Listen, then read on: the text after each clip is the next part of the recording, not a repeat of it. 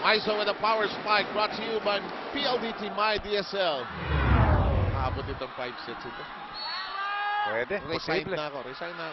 Oh, Amar hitting it long. 4 points away from tying this match at 1 set apiece are the Stags.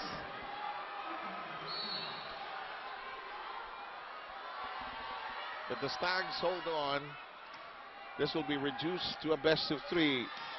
Oh, excellent defense. Wally is coming to play here in the second. Definitely. She had a streak of 11 points on her serve, and that was the turning point so far of this second set.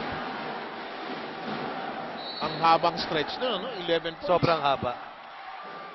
22-14.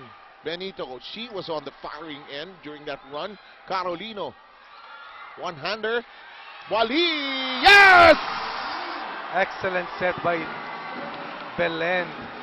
You know, you were saying that Wally was never a part of any champion team. That's correct. San Sebastian, they won only once.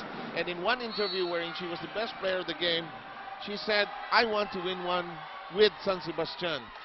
And that's what she's showing here right now. If they don't win here today, it's over. Touch ball, check ball or down. Yes, Carolino zips it, whips it up.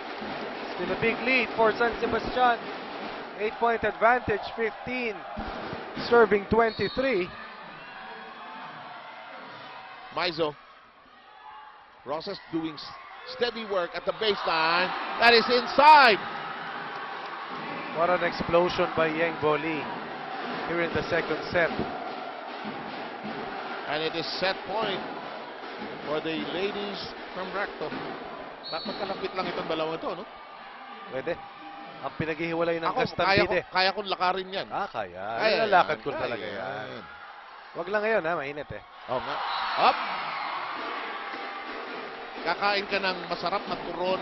Banana Q sa UST. Oh. Tapos lalakad ka ng konti papuntang Yan. San Sebastian. Oh. Cornic naman. Eh, sama mo na nasa malamig. Yan.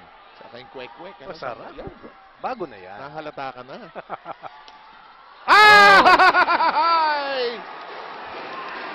And we have a second game that is championship caliber as San Sebastian springs to life, mocking that 25-21 loss in the first set. Take a look at the shaking play. We are shaking and a rolling here at the arena in San Juan.